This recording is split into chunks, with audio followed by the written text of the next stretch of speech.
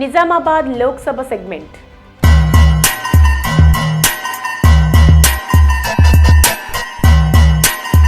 సమయం ఆసన్నమైంది. నిజామాబాద్ గడ్డపై వరుసగా ధర్మపురి అరవింద్ ఎంపీగా రెండోసారి పార్లమెంట్లో అడుగుపెట్టడానికి, నిజామాబాద్లో కాషాయ జెండా ఎగురవేయడానికి నెల రోజుల సమయం మాత్రమే ఉంది.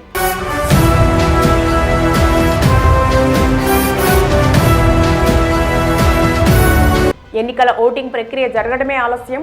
ఎలాగో అరవింద్ విజయం ఖాయమైపోయింది కాబట్టి ఎన్ని లక్షల మెజార్టీతో గెలుస్తాడు అనేది ఇప్పుడు అసలు ప్రశ్నగా కనిపిస్తోంది.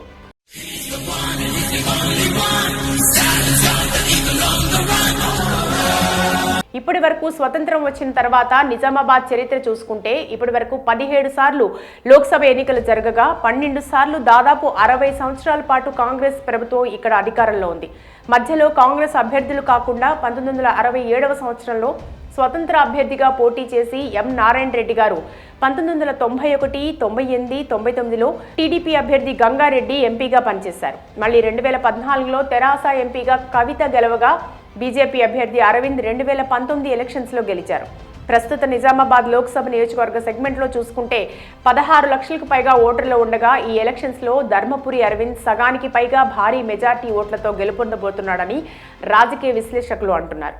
మరి అంత ఖచ్చితంగా భారీ మెజార్టీతో గెలుస్తాడని ఎలా చెప్తారు అని అంటే, ఒకటి కాదు రెండు కాదు, అరవింద్ చేసిన గొప్ప పనులు, శభాష్ అనిపించే అద్భుతమైన కార్యక్రమాలు, కారణాలు బోలెడున్నాయి. ముందుగా దశాబ్దాల తరబడి ప్రధాన సమస్యగా ఉన్నటువంటి పసుపు రైతుల సమస్యలు తీసుకుంటే, పసుపు పండించే రైతులు ఎక్కువగా పసుపు బోర్డు ద్వారా తమ పంటకు గిట్టుబాటు ధర వస్తుందని దశాబ్దాలుగా పసుపు రైతులు ప్రభుత్వాల్ని కోరుతూ వస్తున్నారు. ఉమ్మడి ఆంధ్రప్రదేశ్లో కాంగ్రెస్ ప్రభుత్వం, టీడీపీ ప్రభుత్వం చాలా సంవత్సరాల పాటు పాలన అందించినా గానీ ఏ రోజు వీళ్ల గోడు విన్న పాపాన పోలేదు. సీనియర్ నాయకులుగా చెప్పుకునే జీవన్ రెడ్డి లాంటి మనుషులు కూడా వారి సమస్యలను పెడచెవిన పెట్టి వెళ్లిపోయారు. అలాంటిది 2019 సంవత్సరంలో అరవింద్ తాను అధికారంలోకి వస్తే ఎంపీగా కేంద్ర బీజేపీతో మాట్లాడి మోడీ ప్రభుత్వం చేత సమస్యని పరిష్కరిస్తానంటూ నిజాయితీగా, ధర్మబద్ధంగా ఒక బాండ్ పేపర్పై సంతకాలు తీసుకుని ఎన్నికల్లో నిలబడి అజేయంగా అఖండ విజయాలు సాధించారు. తర్వాత మాటపై నిలబడుతూ తన హామీని నెరవేరుస్తూ కొన్ని నెలల క్రితం నిజామాబాద్ గడ్డపై జరిగిన బీజేపీ బహిరంగ సభలో మోడీ చేత పసుపు బోర్డు త్వరలో తిరిగి ఏర్పాటు చేయబోతున్నామని, పసుపు రైతులకు మద్దతు ధర కల్పిస్తామని ప్రజల సాక్షిగా హామీ ఇచ్చి మరీ నిలబెట్టుకున్నారు. ఆ తర్వాత షుగర్ ఫ్యాక్టరీని కూడా త్వరలో తెరిపించి ఒక పరిష్కారం చూపిస్తామని, ఇప్పటికే దేశంలో ఉన్న 66 షుగర్ ఫ్యాక్టరీస్కి ప్రత్యేక నిధులు కేటాయించి తెరిపించిన విషయం ప్రజలు గమనించాలని అరవింద్ కోరుతున్నారు. ఈ క్రమంలో దశాబ్దాలుగా పేరుకుపోయిన పెండింగ్ పనులను కాంగ్రెస్, బీఆర్ఎస్ ప్రభుత్వాలు చేయనందుకు సిగ్గుచేటుగా ఉందని నిజామాబాద్ ప్రజలు అరవింద్కి జై కొడుతూ నీరాజనాలు పలుకుతున్నారు. ఇక ఈ రెండు ప్రధాన సమస్యలే కాకుండా నిజామాబాద్ జిల్లాకి పలు అభివృద్ధి కార్యక్రమాల ద్వారా కేవలం ఈ 5 ఏళ్లలోనే చాలా పేరు తెచ్చుకున్నారు.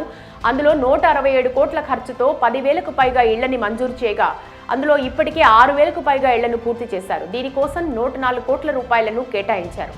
అమృత్ పథకంలో భాగంగా అటల్ మిషన్ పట్టణ పునరుద్ధరణ కోసం 121 కోట్లతో పలు అభివృద్ధి పనులు పూర్తి చేశారు.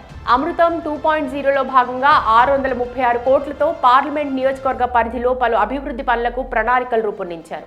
ప్రధానమంత్రి స్వనిధి పథకంలో భాగంగా 94,000 మందికి దాదాపు 96 కోట్ల రుణ సదుపాయం కల్పించారు. అంత్యోదయ యోజనలో భాగంగా పట్టణ జీవనోపాధి మిషన్ కింద 9,531 మంది లబ్ధిదారులకు 3,380 స్వయం సంఘాల ద్వారా జీవనోపాధి కల్పించారు. మరో 5,745 మందికి ఉపాధి కల్పనా శిక్షణ అందించారు. ఎన్ని అభివృద్ధి పనులు చేస్తున్నా కూడా మరోవైపు ఓర్వని కాంగ్రెస్ అభ్యర్థిగా ఉన్నటువంటి సీనియర్ నాయకుడిగా పేరు చెప్పుకునే తాటిపర్తి జీవన్ రెడ్డి పసలేని మాటలు, అనవసరమైన నిందలు బీజేపీపై చేస్తూ నోరు పారేసుకుంటున్నారు.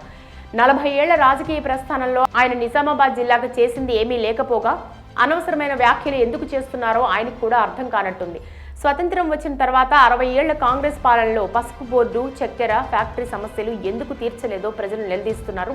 అయినా కూడా ప్రజల మాటలను దాటవేస్తూ బీజేపీ ప్రభుత్వంపై అసత్య ప్రచారాలు చేస్తున్నారు. ఆయన వ్యాఖ్యలతో చిర్రెత్తిపోతున్న నిజామాబాద్ ప్రజలు నిలదీస్తున్నారు. ఇది కాక ఎన్ఆర్సీ, ఎన్సీఏ చట్టాలపై సరైన అవగాహన లేక కేవలం ముస్లిం ఓట్ల కోసం పాకులాడుతూ వారితో కలిసి అనవసరమైన నిరసనలు చేస్తూ బీజేపీ ప్రభుత్వంపై బురద జల్లే ప్రయత్నం చేస్తున్నారు. జీవన్ రెడ్డి ఎన్ని వ్యాఖ్యలు చేసినా వయసులో పెద్ద వ్యక్తి అని గౌరవిస్తూ అరవింద్ తన పని తాను చేసుకుంటూ వెళ్తున్నారు. అలాగే తన మాటల తూటాలతో ప్రతిపక్షాలని ముచ్చెముటలు పట్టిస్తున్నారు. ఇటీవల రాష్ట్రంలో కాంగ్రెస్ తీరుపై ఆయన వ్యతిరేకిస్తూ రోహింగ్యాలను పౌరసత్వం ఇవ్వాలని మంత్రి ఉత్తమ్ రెడ్డి కోరుతున్నారని, జీవన్ రెడ్డి రైతులని నిరుద్యోగుల్ని పట్టించుకోరని, నిజామాబాద్ జిల్లాను పీఎఫ్ఐ అడ్డాగా మార్చారని, కాంగ్రెస్ ప్రభుత్వం తమ ఇష్టానుసారంగా ప్రవర్తిస్తున్నారని, త్వరలో అందరికీ జవాబులు చెప్తానని తనదైన స్టైల్లో నికార్సైన లీడర్గా అరవింద్ కాంగ్రెస్ ప్రభుత్వానికి చుక్కలు చూపిస్తున్నాడు. మరోవైపు రాష్ట్రంలో బీఆర్ఎస్ పార్టీ ఇప్పటికే పూర్తిగా పతనం కావడంతో ఆ పార్టీని నమ్మే పరిస్థితుల్లో ప్రజలు లేరు. నిజామాబాద్ అభ్యర్థి అయిన బాజిరెడ్డి గోవర్ధన్ రెడ్డిని అనవసరంగా బలిపశం చేశారని ఇప్పటికే నిజామాబాద్ ప్రజలు అనుకుంటున్నారు. ఏది ఏమైనా రాష్ట్రంలో బీజేపీ ప్రభుత్వం అత్యధిక సీట్లు సాధించడం ఖాయం. రెండోసారి అరవింద్ నిజామాబాద్ గడ్డపై కాషాయ జెండా ఎగురవేయడం ఖాయం.